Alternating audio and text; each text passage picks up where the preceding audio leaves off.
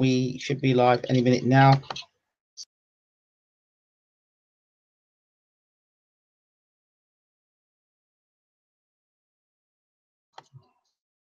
Good morning, good afternoon, good evening. Welcome to BWTM Sports. To continue our coverage of Wilder versus Stiverne 2, the rematch, we are doing the weigh-in reaction. And with us, we have trainer and well-respected guru of boxing, Uncle James Ali Bashir. Uncle, how are we doing? I'm doing great. It's good to have you back in the room again. It's good to be back. So where are we at? San Antonio, Texas. There you go. With my crew. Okay. Ruben Vista, Bashir, and the famous Eddie. Ah. Okay. So how are the two guys doing? Doing good. We're going to spar right now. We're heading for sparring right now. Okay. Wasn't Vlad Tsarenko meant to have a fight coming up? Vlad Tsarenko's going to fight on the 17th, right? On the 18th of November. Okay. He's going to fight in Houston, Texas. Okay. Who's the opponent? Who's the opponent we're fighting? Who's the opponent we're fighting? Robbie McCleanus. Robbie McCleanus. Okay. Do you know what record he has or where he's from? He's from Texas, I take it. What's his record? 6-2. He has a 6-2 record. KOs. 4 KOs. 6-2 with 4 KOs. Okay, so it's what, 6 fights, 2 losses, and 4 KOs. Yeah. Oh, it's not bad, is it? Not bad. He's got 8 fights. Oh, 8 fights. 6-1. Okay, right. 1-8. No, 4-8, 1-6, lost 2, and 4 by KO. Yeah. Okay, that's quite tasty, quite interesting. And Ron Vista will fight on the 11th. On the 11th of November. On the 10th of November.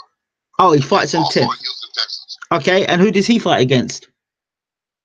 And who was Ron Vista fight against? Jamal Woods. Oh, that name sounds. Jamal Woods. Sounds familiar, Jamal Woods. Yeah, he's fought everybody. He's fought a lot of good guys. At this level of boxing for Ron Vista is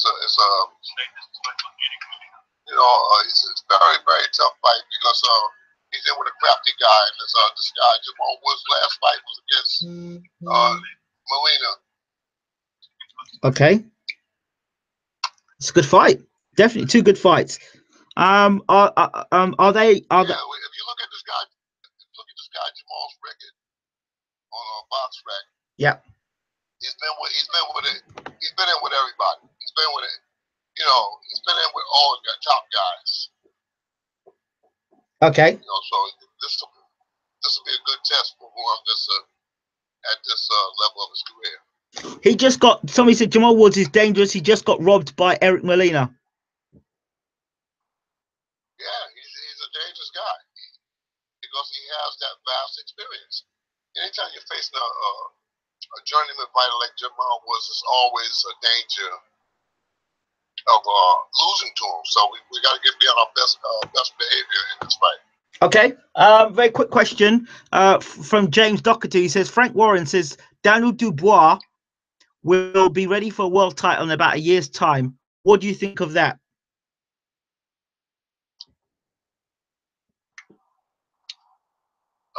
The way the heavyweight division is now, I wouldn't doubt that. He's a big puncher, big strong guy, young guy. He'll be 21 years old, right? 20 or 20, yeah, 20, 21, yeah, probably like that, yeah. Yeah, the way boxing in the heavyweight division is going right now, I wouldn't doubt that he'd be ready. I mean, why not? Anthony Joshua did it in DT fight, so who's to say that Daniel Dubois couldn't do it, in less fights? He's a big puncher. He's a dangerous guy. We still don't know what Daniel can take, but his time is coming. but I wouldn't doubt that he can be in there for the title next year. Okay, Mikey says Jamal gives prospects a tough educational night. Good matchmaking to develop Ruan Vista further. Yeah, I think that this is a good matchup for Ruan Vista. It's a good test for him because we're looking to move Ruan Vista to the forefront of the heavyweight division, and we're not looking for gimmies and cupcakes. We're looking for good educational work, and Jamal Woods is one of those guys. Now, is this fight going to be televised or not? We don't know yet whether it's going to be televised now, but I'm sure there'll be recordings of it that will go to the internet. Fabulous, fantastic. What I really wanted to do is talk to you about the fight on Saturday night. First of all, there's been. Go ahead. I'd like to say that I'm very, very tense about this fight with Jamal Woods. I know this is a big test for Ruan Vista. Somebody else may not look like that, but me being the trainer I am, I'm very, very tense about this fight. This is a big step for us, and I expect for Ruan to go out and take care of business. Okay. Jamal, like I said, is an experienced guy. We're not looking to match up Lazarenko or Ruan Vista with soft touches. We want them to earn their way to the heavyweight championship, to contentionship.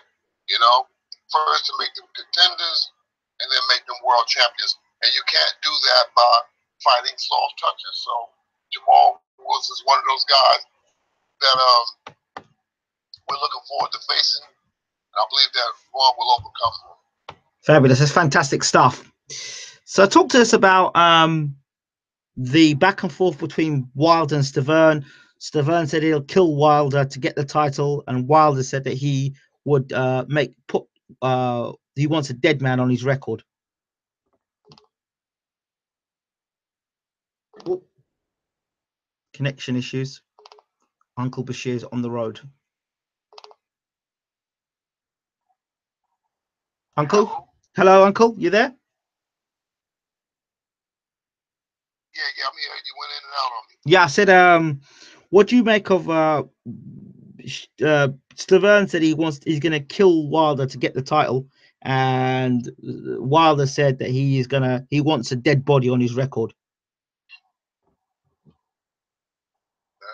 Makes for interesting press.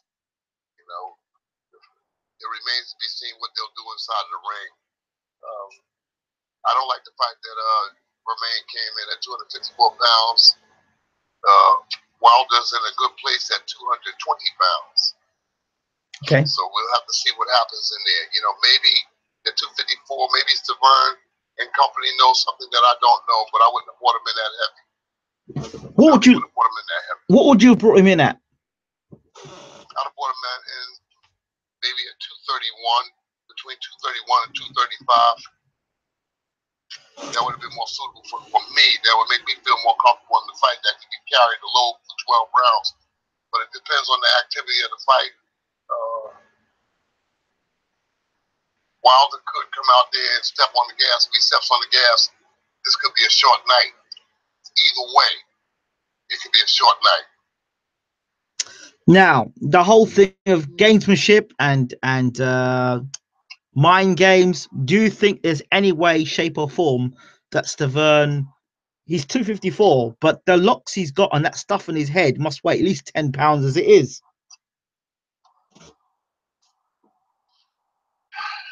Much to do about nothing. I guess he's been in other fights with that same attire on his head, those braids and stuff. That's extra weight, but it's also extra cushioning against the power of Deontay Wilder. Mm-hmm. Well, I don't like that kind of stuff. I would have had him cut it off, or at least cut it down. When I spoke to him last night, I guess he's used to it though. When I spoke to him last night, he said to me that when he tried to get his weight lower, he said that he felt weak when he was lower in weight. He says that the weight he gets now, he feels strong at this weight. So. Oh yeah, okay, all right. If that's what he says, then he knows better than anybody else. If he says that the weight makes him feel stronger, makes him feel more incomparable. I think that he knows best. So my saying that I would have put him at 234, 235, the boxer knows best. He says if that weight makes him feel stronger, if that makes him feel more aggressive, more capable of pulling it off, then who's to say that it's not? So what about the process of, and I'm gonna ask you, you're the coach. Okay, if you're going to come in at 240, you've got to show me that you're effective at 240. Or if you're going to be 254, you've got to show me you're effective at 254. Yeah, you have to show that in training camp. You have to show that in training camp. I don't know. These guys are coming bigger and stronger, and they're performing feats now in boxing that has never been done before. Jarrell Miller's coming in to fights at 299 and 300 pounds. I'm just not used to seeing that kind of stuff, But this is a new age and a new kind of heavyweight. Whether they can compete and stay active throughout 12 tough rounds of boxing is another story. And I have yet to see that. I see these guys come in with these great weights like this here, and in 6 or 7 rounds, if that, they're dead. What about the likes of people like Tony Tubbs and Riddick Bowe and guys like that who came in? When you take a guy like Ron Visser, who's 6'9", I wouldn't bring Ron to a fight at 299, and he's more capable of carrying that 299 than anybody else. Because he has the height and girth to carry that kind of weight. But I still would not bring him to a fight like that. Don House says I would be insecure. But I would be insecure. Don House said he's very happy with Bermain's weight. Don House said that he's very happy with Bermain's weight. Well, again, but Don House knows Bermain Stiverne. They've been together forever, and he knows him better. So maybe he knows something that nobody else knows.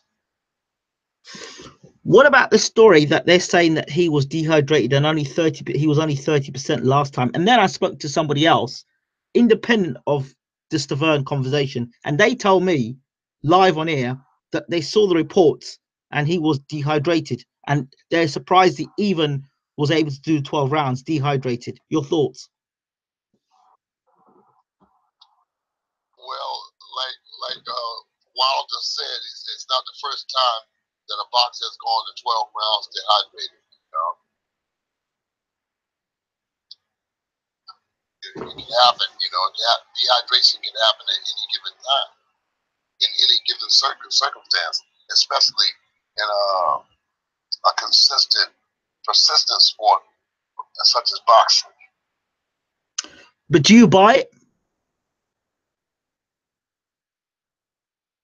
Like I said, you can't tell. There's no way of telling.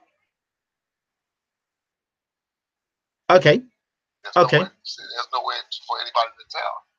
Stiverne's basically said what he's going to do is take away the jab and be on Wilder's ass for 12 rounds.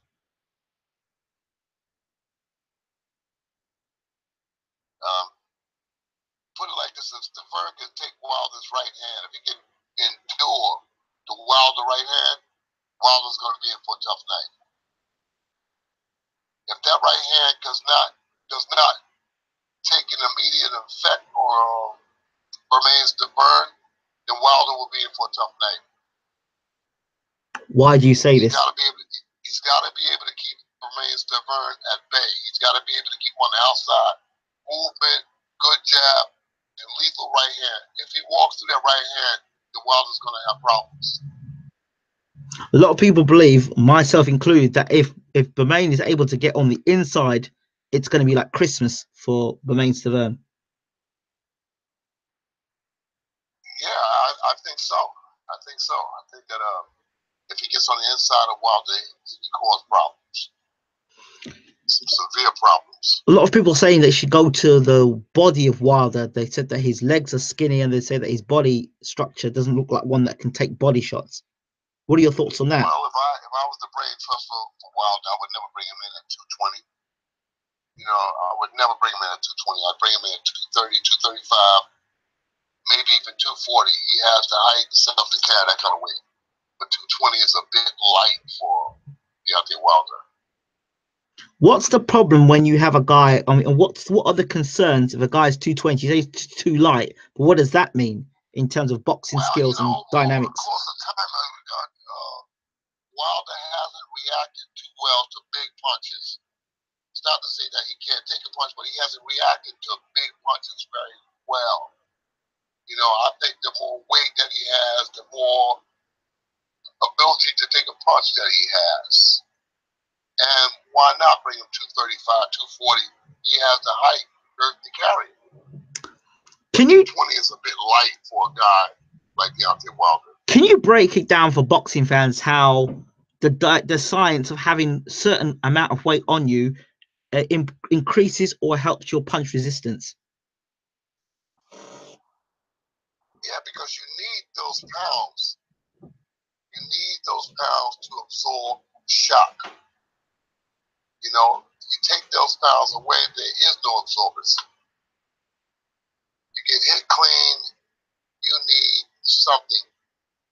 In the old days, they said you need ass to endure pain. And if you ain't got no ass, you can't endure no pain. And Deontay is coming in at 220. That's very light for a guy that's 6'7". Deontay Wilder is. I think he was around that 215 or 220 when he fought for the title the first time round. Yeah, you see the things that was going on in that fight, the first fight with Stiverne. It's just too light. I don't like light like that. I'd have him heavier. Okay. Summer says, "Hello, James. Did you personally help yourself? Did you personally help yourself to? What he's basically saying, did you help Stiverne prepare for this fight?" Yeah, I did. I was there with Stiverne, with Roy Vincent boxing. He's been boxing Vladimir also. Okay. So yeah, we aided him in preparing. Okay. You said, I remember you saying at the beginning of the training camp, he obviously wasn't looking as good as where he was by the time you ended the training camp. What was Stiverne looking at by the time you ended camp with him? He was looking like a fighter that could possibly give a good run for the heavyweight championship. That's the way he looked to me. The training camp looked like he was prepared. The biggest thing is the mental attitude. If the mental attitude is there, then I go right past the weights. The mental attitude is the biggest thing. I can do this here. I can do this here at whatever the weight. So that's the main thing is the mental attitude. The guy's mentally prepared, then I'll go right past the weights. Eugene, who does our regular correspondent for Eastern European boxing, asked the question. Quick question: is it true that Usyk comes to the ring at 220? Who? Alexander Usyk, when you were training, that he comes to the ring at 220, fight night. Yeah, I knew Usyk never came to the ring at 220. Usyk weighed in at 200 pounds, and he would come in the ring at 212, 213. 212, 213. Okay. What are your thoughts on journalists writing off Stiverne because he's coming heavier? Well, the journalists are not the ones that's going to be taking those punches, so I pay very little attention to what they think or what they say. What do you make of people who... Stiverne says that I'm in a good place and I'm ready to fight, so that's what we have to hang our hats on. What do you make of people who say that Wilder's going to blow him out in a couple of rounds and it's going to be an easy fight for Wilder? Again, they're not taking those punches.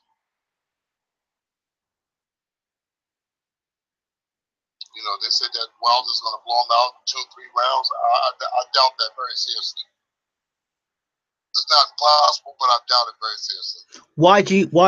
Why do you lean towards that belief of thinking? It's psychological makeup. Bermain is going to be there to fight. I don't think that Wilder's going to get him out of there in 2 or 3 rounds. No, I doubt that very seriously. Is that possible? But I doubt it very seriously. I think it's going to be a fight for at least 5 rounds, and then one or the other is going to take over. Do you think it's to do with the level of opposition or the caliber of the opposition that Wilder doesn't get him out of there like he does previous opponents? I think it's just the mentality of Bermain Stiverne. He's just there to fight. And I think that Wilder has respect enough for Bermain to understand that he can't just go in there and do what he wants to do. It could be very risky for him, you know. Because if Bermain lands one of those punches, it could have a great impact on Deontay. So I think that Deontay is wise enough to know that he can't just go in there and steamroll a guy like Bermain Stiverne. Mikey asked the question. He says, Wilder has a lot of pressure on himself with retirement talk. I believe Stiverne is refreshed for the new mindset and is more capable of winning. What are your thoughts, Uncle? Much to do about nothing. Okay. It still boils down to give and take in the ring. So those thoughts has much to do about nothing. Okay. Ask Uncle James about Parker versus Joshua. Doesn't Parker just beat him to the punch, and Josh doesn't use his size and jab well enough? Joshua versus Parker. I see Joshua blowing Parker out of there in 6-7 rounds. And Parker fights the way he fought in the last 2 fights. Why? Did you see the last 2 fights with Parker? I did. If you saw the last 2 fights, then that's your answer why. Okay. After Joshua, I suspect it's only going to get better. You know, and Parker didn't show me any progress in those last 2 fights. I think that after Joshua pulls him out in 5 to 7 rounds. Okay. Mikey says Stiverne was drained in the first fight and took everything Deontay threw. Being at 100% in his fight, he won't get stopped. No, I don't get that either. I don't think that he'll be stopped. But anything can happen in a fight. Cuts, you know, or other injuries can occur, you know, but across the board, I don't see Bermain Stiverne getting stopped in this fight. Okay. Tube says, didn't it take Wilder 9, 10, and 11 rounds to get rid of Spilka, Molina, and Duhaupas? How much should people look into that?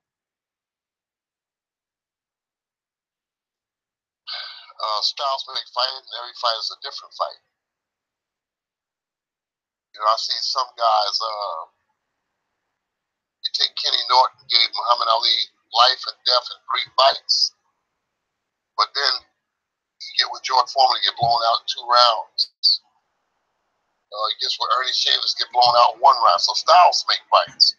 You can never determine one fight based on what might happen in another fight. Okay. Ask Uncle James how Stiverne plans to take away Wilder's right hand. I would suggest, and I think that he's going to Bob weave his way in.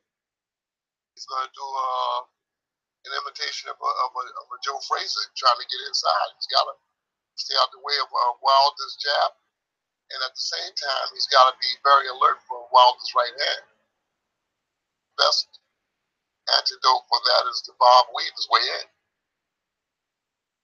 Is he capable of bobbing and weaving his way in?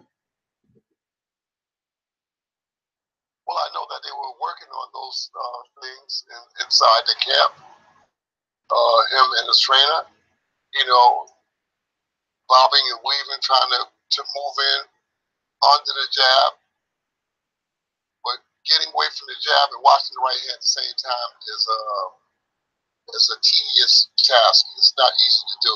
You're bobbing, weaving, trying to avoid the jab, and boom, right hand comes. So he's got his plate full in that venue. I said to a lot of people, and of course you're the trainer again, to look at Bermain's amateur career and what he did against the likes of David Price and Hellenius, two big guys who relied on their jab and their big right hands, and he took the right hands away from both of those guys. If you were to take that approach against Wilder, what would happen?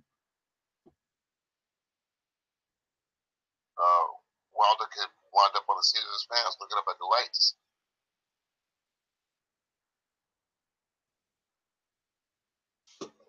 Who do you think's got a better chin, Deontay Wilder or Bermain Stiverne? What did you say? Who do you think takes a better punch, Stiverne or Wilder? From what I've seen, Stiverne. Okay. Wilder versus Joshua. Break that fight down for us. Wilder versus Joshua. Bell rings, and whoever gets there first, the other guy's going to be in trouble. Big trouble. It's as simple as that. It's a shootout between two big punches. You got one guy punching with one hand and one guy that punches with both hands.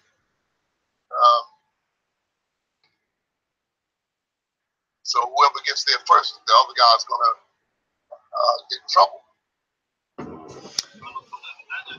If you take away Wilder's right hand, what else can he offer in the boxing world? Well, his jab has gotten progressively better over the time that he's been champion. That's all that he'll have to rely on. That's all that he has to rely on.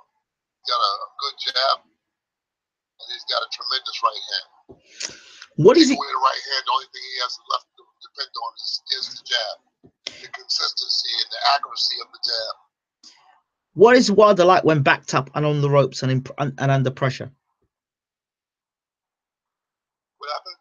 When you put Wilder against the ropes, what's Wilder like when you put him against the ropes?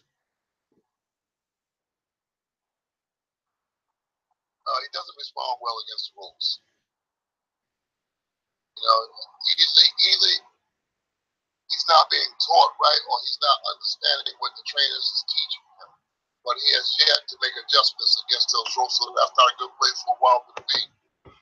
My suggestion for Wilder is to maintain his posture in the middle of the ring. Okay. If Stiverne makes it rough and rough and ugly fight with work rate, the judges may favour him. But does James think Stiverne needs a KO to take the belt? First off, Stiverne has got to avoid being tied up on the inside. Something that Wilder is going to apply. And rightfully so. If he gets on the inside, I'm not suggesting to Wilder to tie him up, move him out, get back to the center of the ring. But I think that Stiverne knows that Wilder will attempt to tie him up, so he's prepared to battle him on the inside. Okay. Body shots. Have you managed to see any footage of Stiverne training? Have I seen any footage of Stiverne training? Yes. Yeah, he boxed Blasarico and Juan Vista. I saw it close up. Does he have what it takes to beat Wilder, though? Yes. Is he a bum? Is Stiverne a bum? I have to say that I was asking it because there's lots of experts in the boxing community that think Stiverne's a bum. And he's fat and old and useless.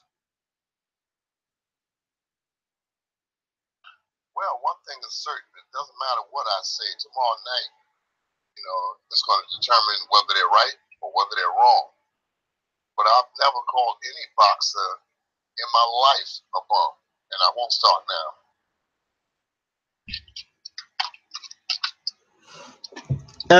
Somebody here by the name Omar Merriweather says Stiverne has zero physical advantages. How can Stiverne win? Hating a guy isn't enough. The short, fat old guy is outgunned. It is what it is.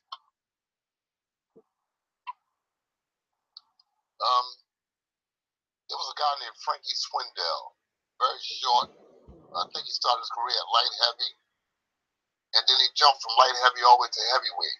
Fat, short, but gave people fits in the ring. Dwight Muhammad Kawi was 5'7". He came in the ring against George Foreman, fat, short, and gave George Foreman life and death before George Foreman knocked him out. So you can't really base, any information on a guy being fat, short, old. You never know what's in a person's mind. You can't dismiss human nature. When a person is there to win, they can cause problems either way. So, like I said, that had much to do about nothing. Eugene asks, how did Serenko lose 20 pounds in 20 days between his first... Hold on. I want to get that again. That message again.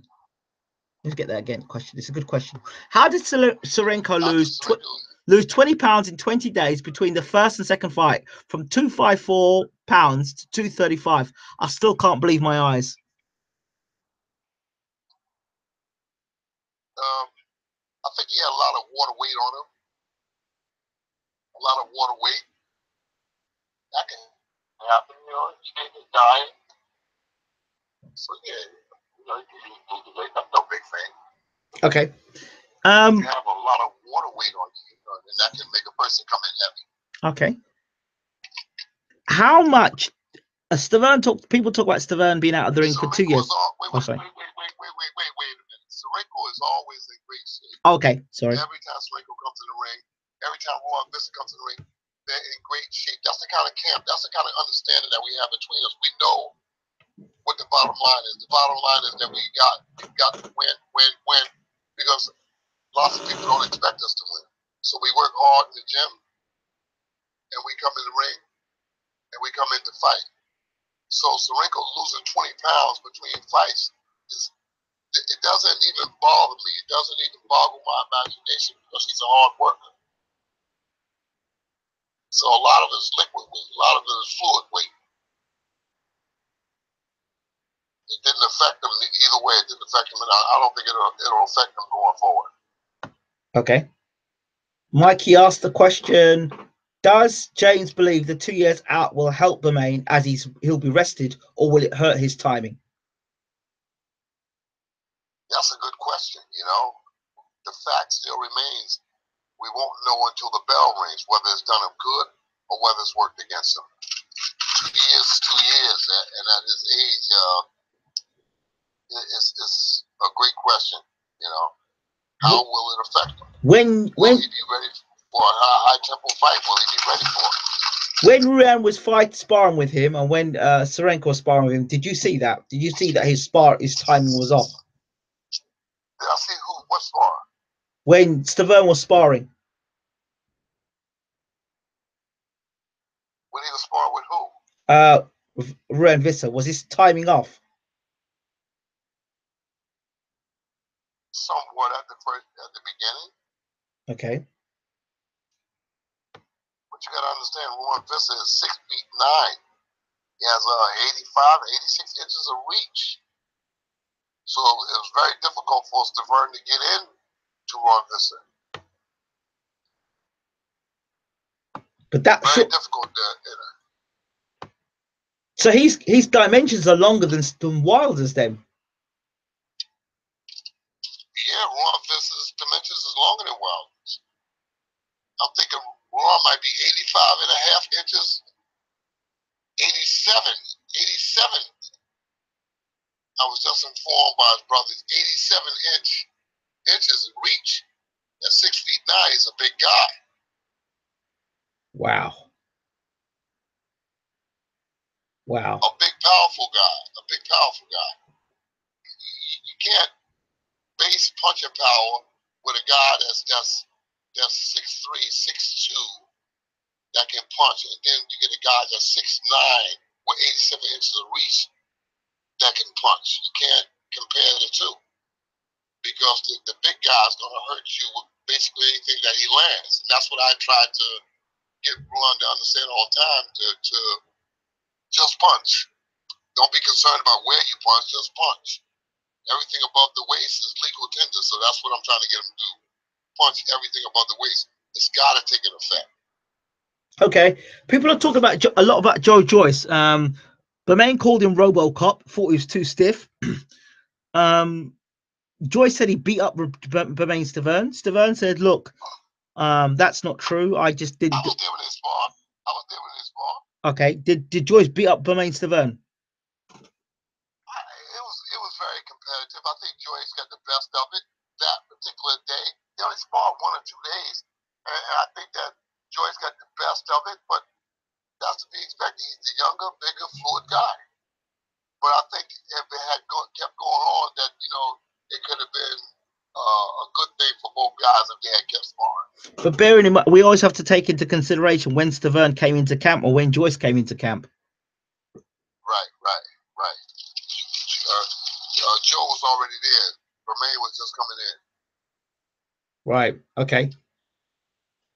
Somebody said Joe Joyce is a joke and he lied about knocking Stiverne all around the ring. I was there. He landed good punches, and he boxed well. He moved well. It was good sparring. I didn't see nobody dominating the other.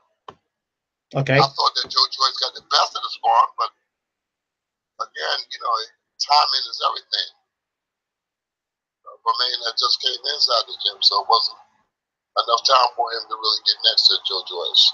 Okay. Shoei asks the question, is Stiverne too emotional going into this fight and will it affect his performance? Say that again, please. Is Stiverne too emotional going into this fight and will it affect his performance? Yeah, a lot of emotions will cause anybody to do bad in the fight. It'll cause anybody to do bad in the fight. I wouldn't suggest for any fighter to go into a fight really wound up, being very emotional. I think that works against them. Put it like this: here, two things can only happen. It works for you or against you. In most cases, it works against the fighter. Okay. Well, Guja says Stiverne has only had 1 KO in the last 5 fights over the last 6 years. What happened? Stiverne has only had 1 KO in the last 5 years. Last 5 fights over the last 6 years. Well, you can't get those KOs if you're not consistent. Okay.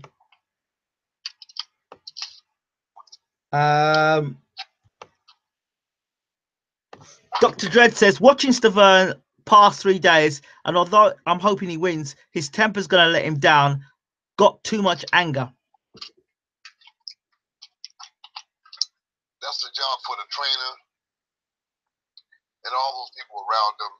They've got to be focused enough to temper the fighter, to bring him down.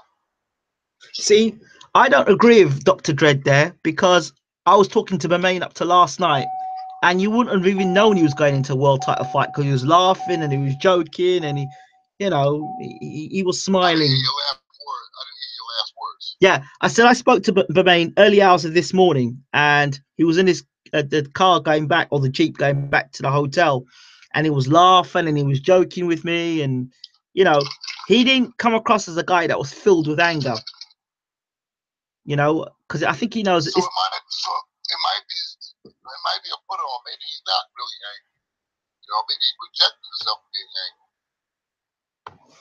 angry. If you were in Stiverne's corner, what tactics would you employ to take out Wilder? To start fast, to cut the ring down, and punch with Wilder punches. To punch with him. Don't try to punch before him. Don't try to punch after him. Punch with him most of the time. But start fast. But why would you tell him to punch with him? Because that's his best chance at catching Wilder. Wilder will be very defensive just out boxing. When he's out there boxing, he's going to be very defensive. But when Wilder's punching, he's very, very vulnerable. Chin is in the air, spreads his leg wide, so there's a great chance of him getting caught. And that hasn't improved over time. That hasn't improved. He's a good fighter, but there are certain attributes that he just never got away from, and that's one of them. Spreads his legs wide, chin is in the air, he's swinging, he can get caught at that time. Okay. M. Brooks says, I don't think you need to be top condition to fight Wilder because he doesn't apply pressure constantly in his fights. What are your thoughts to that? Who? Wilder. Wilder? Yes.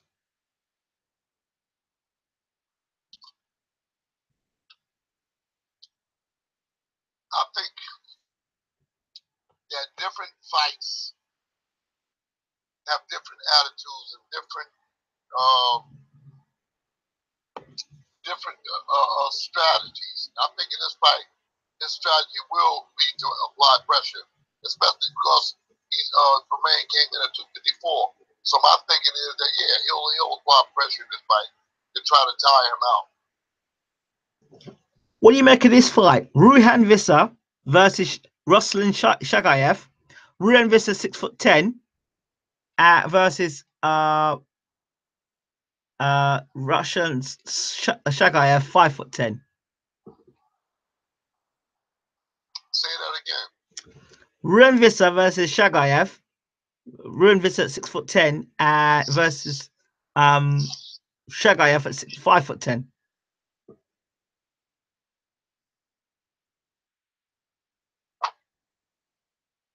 That's a good fight. We'll be looking to fight a guy like that next year. Okay.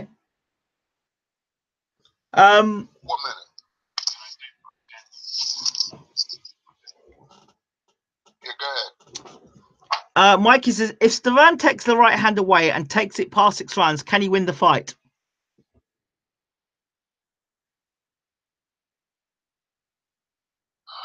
He could put himself in a good place to win the fight, but you can't say in a fight like this here whether that is an indication of a win. I see a lot of guys come out and be front runners and sizzle out when they get around 8 or 9 rounds. The fight is on until the last bell rings. Okay. Deontay Wilder has that X factor in that right hand. Do you think that right hand, due to the injuries it's had, has been thrown less, i.e. the Gerald Washington fight?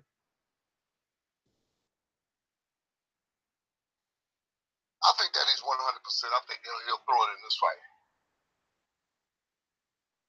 Okay.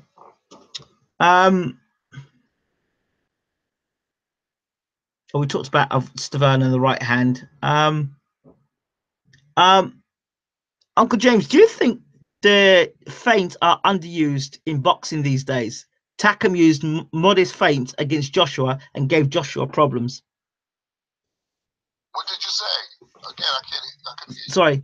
Do you think feints are underused in modern boxing, and that Takam used the feints against Joshua and it caused them a lot of problems? Well, I think that feinting and boxing are separate arts. Going back many, many years ago, I had my first pre-amateur fight in 1959, and feinting was a mandate from the trainers, the teachers at that time, where you spent as much time learning the art of feinting, as much time doing that as you did boxing itself. So yeah, I think that it's an underrated technique. I think that has to be taught the same as the art of boxing has to be taught, and it's not being taught properly. Okay. And something I haven't seen, I don't see much in boxing, is the cross arm defense, which is something that bullshit. Bullshit. You don't like the cross arm defense? No, I don't like cross arm bullshit. That's bullshit. Foreman did it. Cross arm defense is bullshit. Explain. It's something that's used effectively by some fighters in history, and for others it's a disaster.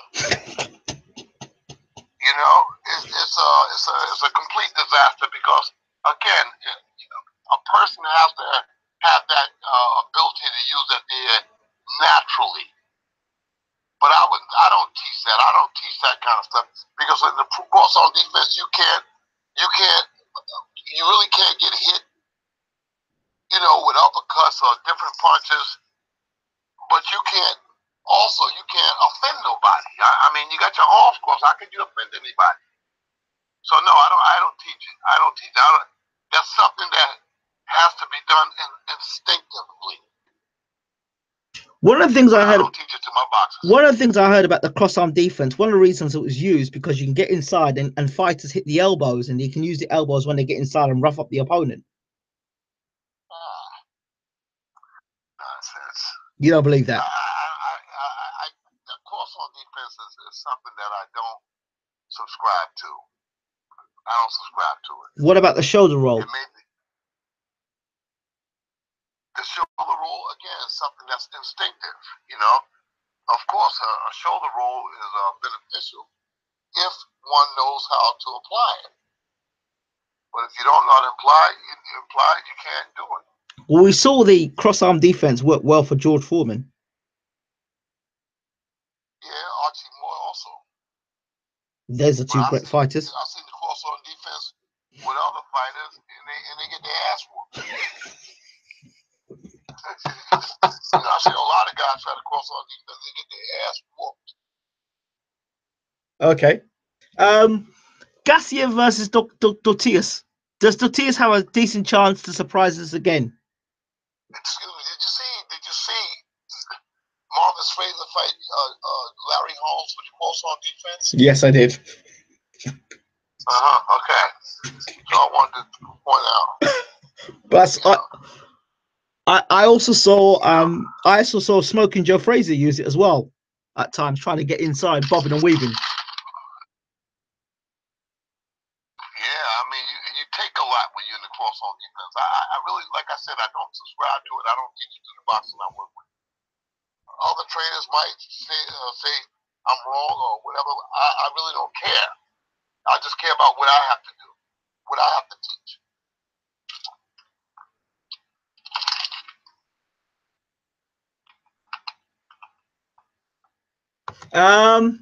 Another guy in here that we got another trainer in the room here. He says slow feet and is so bad on foot. How does he close distance on a longer man with TNT gloves? Bermain is tough, but he will get worn down just blocking concussive shots on his gloves all night.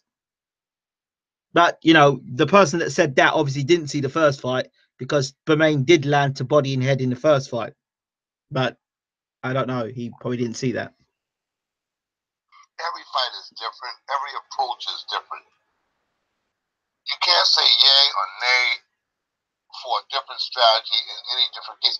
It's just impossible to predict what's going to happen in that venue. You know, I mean, some people can take more than what other people. You take, for instance, Iran Barkley versus Thomas Hearns, the second fight. Look at the punishment that Barkley took just to stay in Tommy Hearns' face. Look at that kind of punishment that he took. He took a tremendous amount of punishment to have his way. So once a person has their mentality made up that this is what I'm going to do, and this is how I'm going to do it, hey, you know, who can say whether you're going to do that for 12 or 15 rounds? Who's to say? There's no way of predicting what's going to happen. You can only assume from your position about what's going to happen. Okay. The bad guy asked the question, who would have won between Lennox Lewis and Ike Ikiabuchi? Lennox Lewis would have knocked Ike Ikiabuchi out. What? Lennox Lewis would have knocked Ike Ikiabuchi out because Ikiabuchi would have never been effective with a guy like Lennox. Lennox was too smart. Lennox was too smart. Outside boxing, movement, he would have never let Ikiabuchi get that close to him. What Ika Beabuchi was a good puncher. He was a good puncher, but he took a lot. Yeah, he took a lot of punishment. Yeah, but didn't Ray Mercer get close to Lennox Lewis? Yes, Ray Mercer, but Ray Mercer and Ika Beabuchi was two different kinds of fighters. Even Zelko Mavovich got close to Lennox Lewis. Zelko Mavovich put up a tremendous fight against Lennox Lewis. You know, but Ika Beabuchi was a muscular, slower fighter than Zelko Mavovich. Okay, interesting. Lennox Lewis against Anthony Joshua. There was a poll the other day that said that is Joshua the greatest British heavyweight of all time? I think Lennox would have outboxed Anthony Joshua. Vladimir Klitschko nearly outboxed Anthony Joshua. And I think at this point that Lennox would outbox him. I think at this point in their careers, in their prospective careers, that Lennox was a better boxer than Anthony. Okay. Frank Bruno versus Deontay Wilder.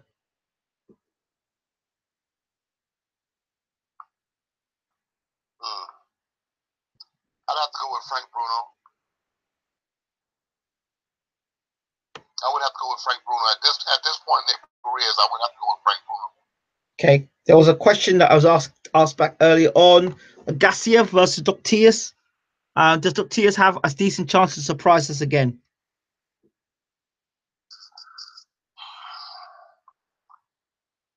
Again, I haven't seen enough of Dorticus to predict what's going to happen. Right now, I'm leaning towards Gassiev to get him out of there. Okay. Usyk versus Breedis. Usyk, unanimous decision.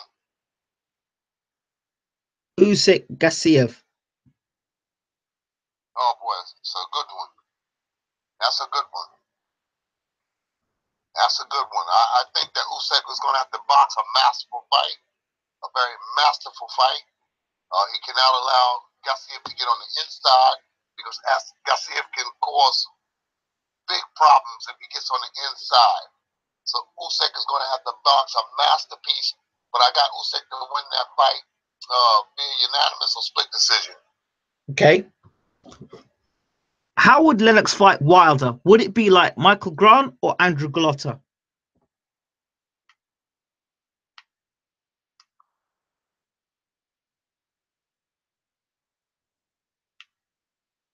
I think that he do the same thing that he did with Golota. He'd jump on Deontay. He'd jump on him and try to land those big bombs to disorientate him. And once he got him disorientated, he'd mug him and get him out of there.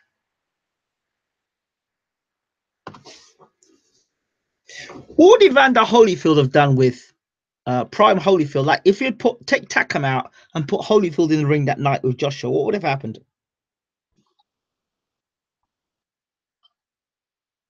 Evander was very predictable. I think that Joshua would have had an easier time with Holyfield than he had with Vladimir Klitschko. Because Vladimir was moving around that ring really nice. Looking back, if I had been the trainer in that corner, I would have told Vladimir Klitschko to abandon the failed left hook, which caused Vladimir Klitschko so much valuable energy.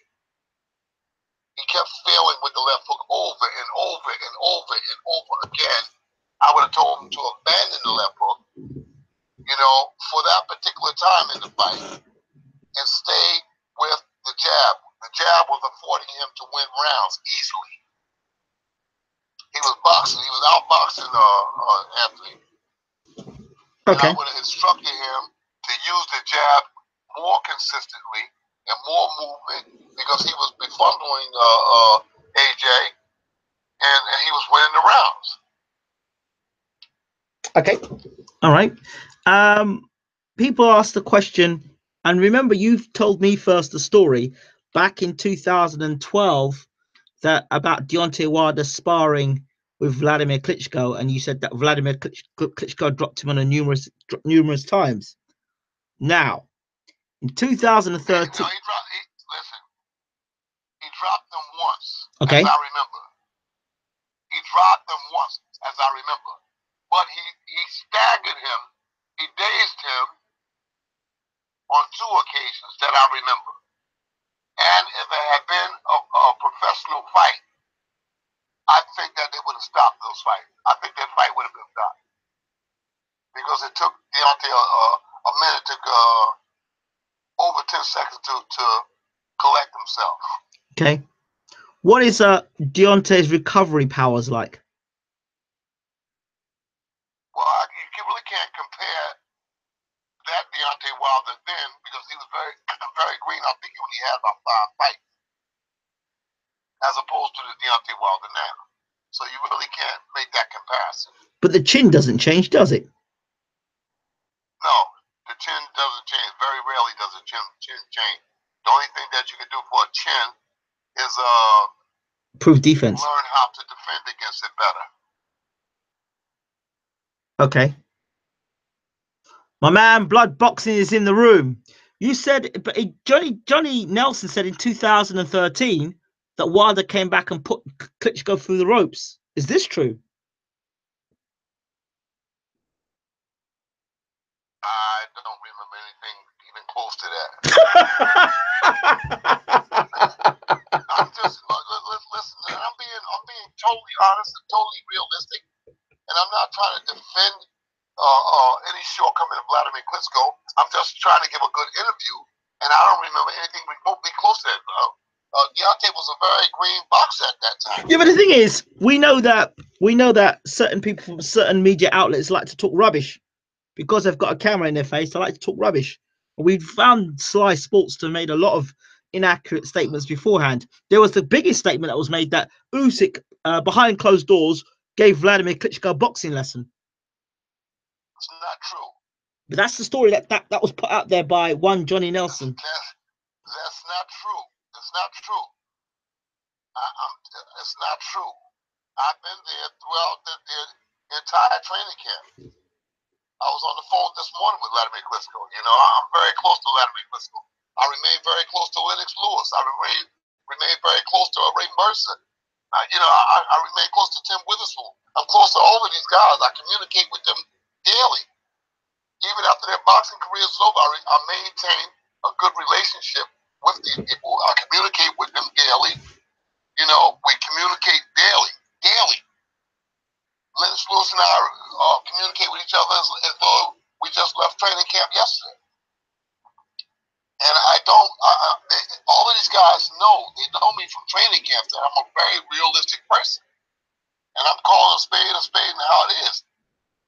These kind of things never happen with Vladimir Klitschko. Alexander Usyk never boxed Vladimir Klitschko. I've been there with both guys. You know, and they never boxed. They never got in the ring together. Okay.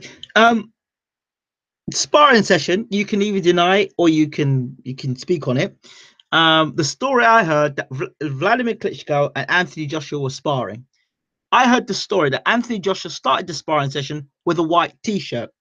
I heard at the end of the sparring session, the t-shirt was completely red from blood and the amount of jabs he got hit with. Was this story true at the time? Yeah. I mean, it was a lot of blood. I brought it to Anthony's attention. I worked the corner with Anthony. I worked the corner with Deontay Wilder against Vladimir Klitschko. I worked the corner for Deontay Wilder. I worked the corner for Anthony Joshua in the opposite corner to Vladimir Klitschko.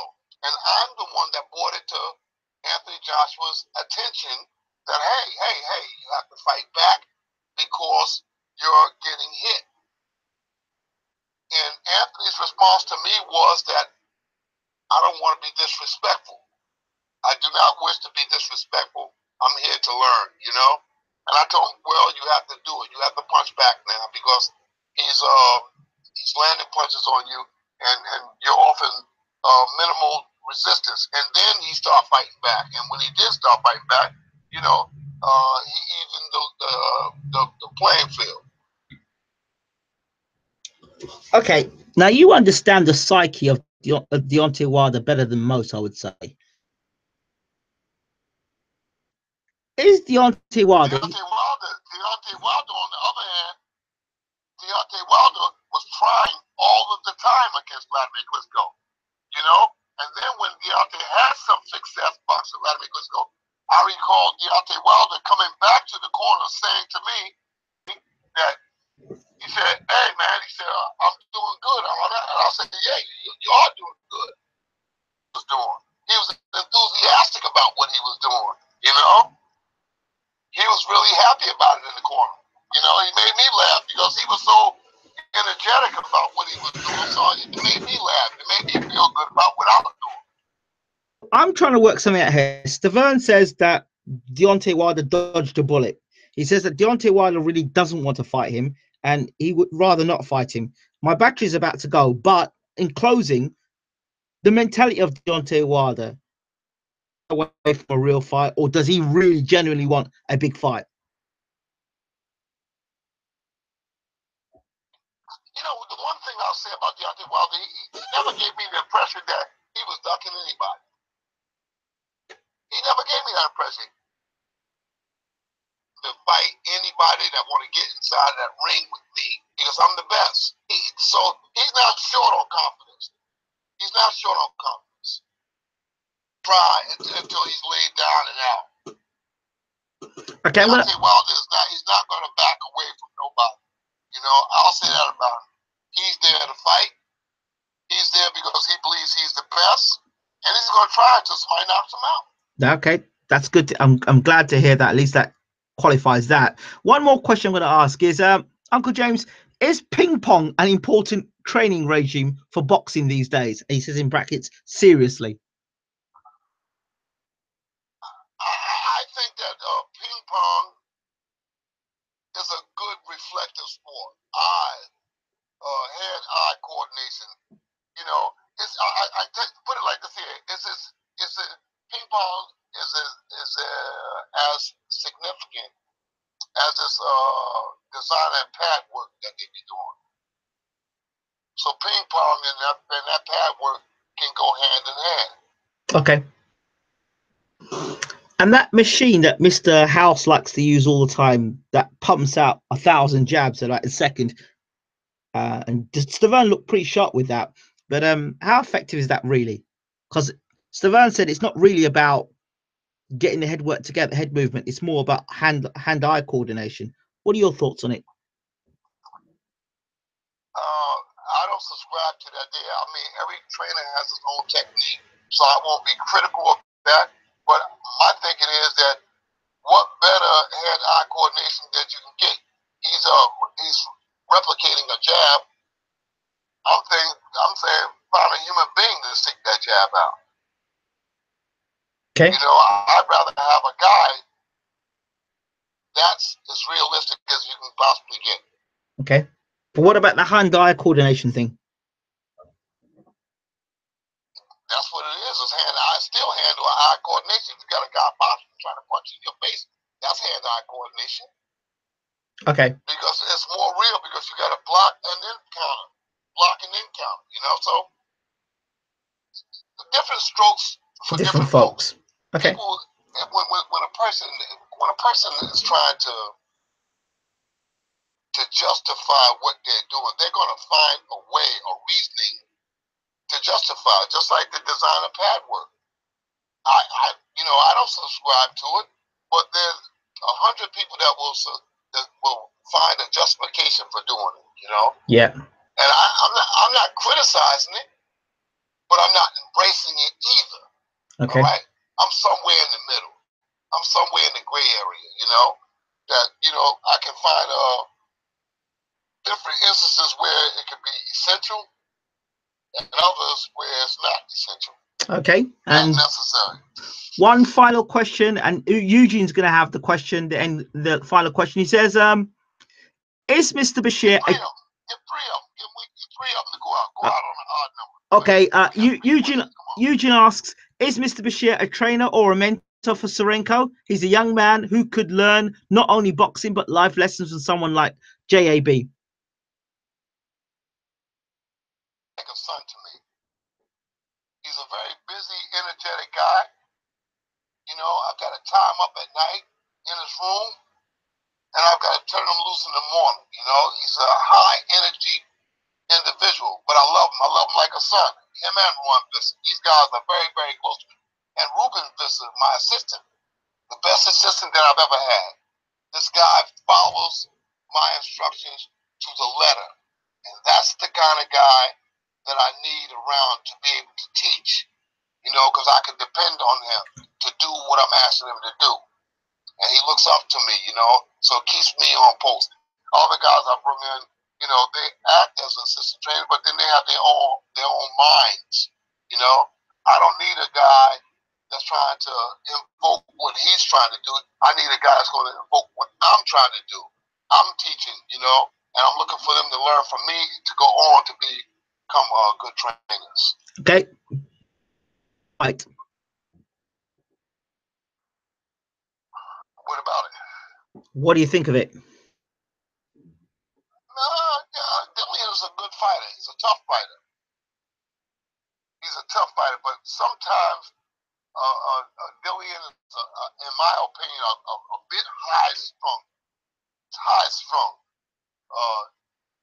Jarrell Miller, a bit high-strung, And these guys are like fire. If you don't control the fire, then it burns everything. It burns everything in the vicinity. And it's hard to control these guys. Dillian White and Jarrell Miller, these guys are very, very high-strung. I'd like to see a fight between those two, by the way, because these are two high-energy, high-strung fighters, and they're very hard to control. And when I say control, I don't mean like a slave master controls a slave. I mean like trying to get instructions across, because these guys have their own idea about how boxing is, what the approach to boxing should be. Okay. So it's hard to train them. I need boxers that's going to listen and going to follow my tutelage to the letter.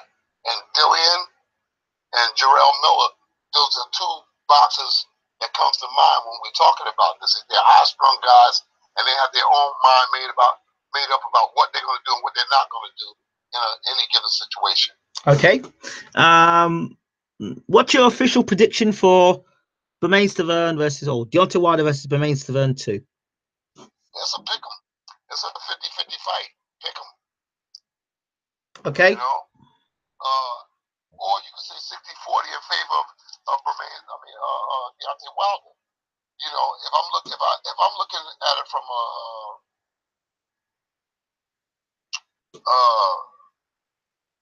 a pundit's position, I'd have to lean towards Deontay Wilder because he's been more active. He's coming in at 220. Bermain's been out 2 years. He's coming in at 254. So I'm looking at it from a pundit's point of view. I'd have to say 60-40 Deontay Wilder by decision. Okay. Let me think what else. Who would be your pick of trainer for the year?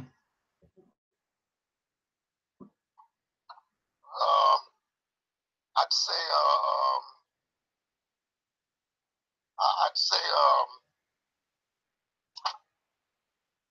James, Derek James. I think that he's the guy. That's who I crowned. I think Derek James. I think he's deserving of that. He's worked hard, and he's brought his guys to the forefront of boxing.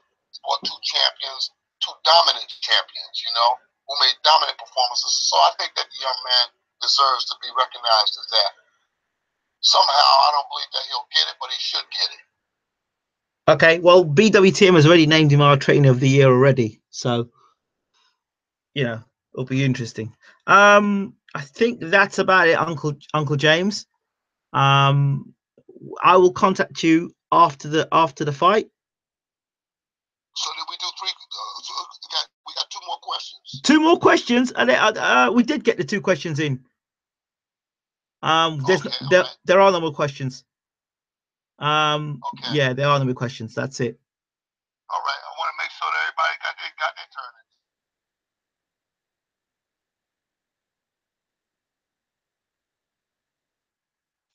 turn. Yeah. Oh, oh yeah. What are your thoughts on Tyson Fury wanting to come back and fight Joshua straight away? I predicted he would try and do this, and it's stupid in my opinion. Your thoughts? He'd get knocked out. He'd get knocked out. He'd get knocked out for the first time in his career. I don't think that's going to happen. If he tried that there, Joshua would knock him out. I said that already. I said that as well. I've been a boxer, and a lot of times I sit back in my living room, I watch a boxing match, and I say, I can beat this guy. And then you go in the gym, and you spar for a couple of days, you say, let me go home and sit down on the couch and keep on, pretending to be a boxer.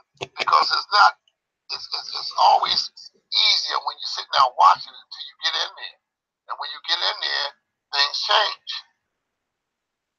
Yeah, exactly. All the stuff you're saying now, I've said it already. So,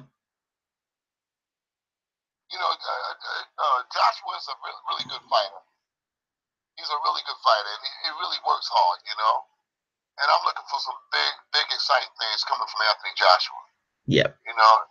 Looking for some really big things coming from Anthony Joshua. Okay, Uncle, we'll have to leave it there. I will be in touch with you after the fight. I promise you that. Okay, I look forward to it. I guarantee you. In the meantime, this is yours truly coming to you from San Antonio, Texas. The Lone Star team. Take care, Uncle. Yes, you too. So there you have it. Uncle James Bashir, the guru, in my mind, the guru of boxing. Once again in the room. We've got a big fight coming up. It's nice to talk about other people and talk to people across the YouTube galaxy. It's nice. It's even better when you can talk to a world-class trainer and guru in Uncle James Bashir. By the way, just want to break this news to you. Remember that mobile phone I had? That one that beat up our mobile phone? Well, I just discovered in the mobile phone that Julian the Hawk Jackson's mobile phone number has arrived in the phone, which means that Julian the Hawk Jackson, one of my favorite fighters of all time, will be returning to Bayloric, or BW. He was at Bayloric then. He will be gracing BWTM Sports sooner rather than later. So there you go, a real puncher who knocked you out cold, and I can't wait to talk to Julian Jackson. He is like an uncle to me, very close to his family, and we really look forward to speaking to him again. He's such an education. So this is going to be interesting. I do want to say one final point, and this is to the idiots that were in the room last night while I was talking to Stiverne. Whilst I appreciate people have a right to speak and have a right to say what they have to say, it's fantastic when people have the right to speak and share their opinion. What is unacceptable and will not be tolerated on BWTM is if females are in the room and they have an opinion and they want to share an opinion. For right or for wrong, whether you agree with it or not, it doesn't mean that you can become a male chauvinist pig that are disgusting and inappropriate. That is an automatic block and ban on the channel. I'm sorry, not having it. And I'll personally go to your channel and block you off the channel because I'm not having it. This is going to be an environment where man, woman, cat, dog, beast, alien can sit down and watch and listen to people talk on a platform. Okay, I don't think anyone should have that right to come on YouTube and abuse others. It's not happening here. So I have to say that. So I'm trying to encourage men and women to be on this channel. We had yesterday Melissa Sintville. She admitted herself she's got a bit of a funny voice, but accomplished champion. We've had Jelena, accomplished champion. Ava Knight, accomplished champion. Do you know what I mean? So I'm not having it. And if people have a problem with that, then it's okay. just get blocked from the channel. It's as simple as that. Disgusting, unacceptable. We had a lady in the room yesterday who contacted me afterwards and was deeply upset by the some of the idiots that we have in the room, and they are idiots. They have no class, and you can't teach class, but it has to be said. It's absolutely disgusting. It's not on. You know, you gotta have some standards about yourself. Some of you guys ain't got no class, and it has to be said. Spineless and disgusting. So, and unfortunately, yesterday I didn't catch it because I was talking to Stiverne, and I wasn't talking to the chat because I was trying to get as much as I could in because I was aware he was on a time limit. All right, so it's not on. It's not a point of us decide to bring people on the channel and bring guests to the channel and have idiots. So have a word when you see an idiot. All right. So that's it. But I promise you this. In fact, I guarantee you this. BWTM will continue to bring the top names to the channel, and we'll keep working hard to entertain you and to bring the world closer to you. This has been Ingram Jones for BWTM Sports. Rate, subscribe, share the damn link, share the damn channel, subscribe to the channel, and hit that button, that bell, so that you're notified next to the subscribe button, so that you're notified when we go live. Okay. Thank you all so much. Big shout out to the people in the room. Peter Fury. Was meant to have Peter on. Actually, we're trying to get Peter 2 nights ago, believe it or not. And he hasn't responded yet. But we will get Peter back on at some point. We'll catch up with him. So tomorrow night, we'll be live and exclusive covering Stiverne versus Wilder 2. I hope you can join us. Take care. Thanks a lot. Shout out to my man, Blood Boxing, M. Brooks, Weed Degree, Mr. Skeptical. Who else is in the room? Mikey, Daniel Donald, Tubes. Who else was in the room? Let's see. Core 2971, Adam Scott, Dr. Dreads, DJ Slick, the bad guy, Dr. Dread, Graham M, Captain BS, Gogrucha, of course, Eugene. So I don't think Shoaib, Omar Merriweather. I think that's about it. Yep, that's it. And somebody with some numbers 589142020. Thank you so much for being in the room. We appreciate you all. And of course, Miss Cortez. Thank you all for watching. Have a good evening.